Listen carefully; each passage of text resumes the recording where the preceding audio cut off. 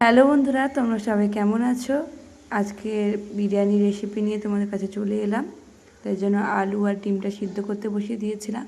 আর এখানে মশলা নিয়ে নিয়েছিলাম হলুদ গুঁড়ো, লঙ্কা গুঁড়ো, জিরে গুঁড়ো, মিট মশলা, বিরিয়ানির মশলা আর আদা রসুন পেঁয়াজ পেস্ট।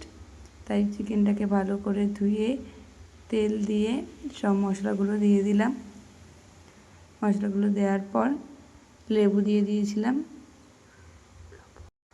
লেবু দেওয়ার পর ভালো করে ম্যারিনেট করে নিয়েছিলাম। ম্যারিনেট করে আমি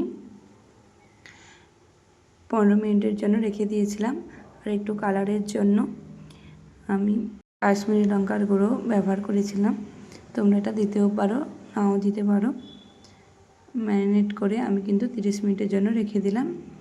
আর এখানে আমি ভাতটা করে নিয়েছিলাম, তাই জন্য জলে লবণ দিয়ে দিলাম, কাঁচা লঙ্কা দিয়েছি আর সাদা তেল দিয়ে দিয়েছিলাম উপর দিয়ে। ভাতটা কিন্তু আমি 80% মতো সিদ্ধ করে নিয়েছিলাম। নিয়ে আমি থালাতে আমি ঢেলে দিলাম। তারপর কড়াইতে তেল দিয়ে দিলাম, সিদ্ধ করা আলু ভেজে নিলাম। আলুগুলো লাল লাল করে এরকম ভেজে নিতে হবে। আলুগুলো কিন্তু একদম কমপ্লিট তুলে নিলাম। ওই তেলে কিন্তু আমি বেরেস্তাটা করে নেব, তাই জন্য পেঁয়াজ কুচিয়ে রেখেছিলাম, পেঁয়াজ কুচি দিয়ে দিলাম আর লবণ দিয়ে দিলাম যাতে তাড়াতাড়ি ভাজা হয়ে যায়। তার জন্য আমি কিন্তু বেরেস্তা হয়ে গেছে, তুলে নিলাম। ওই তেলে কিন্তু আমি চিকেনটা দিয়ে দিলাম। ম্যারিনেট করে রেখেছিলাম চিকেনটা। আমি কিন্তু লবণও দিয়েছিলাম, ওটা বলতে মনে নেই। ভালো করে আমি কষিয়ে নিয়ে গরম জল দিয়েছিলাম। তোমরা কিন্তু গরম জলই দেবে, তাহলে কিন্তু টেস্টটা ভালো আসে।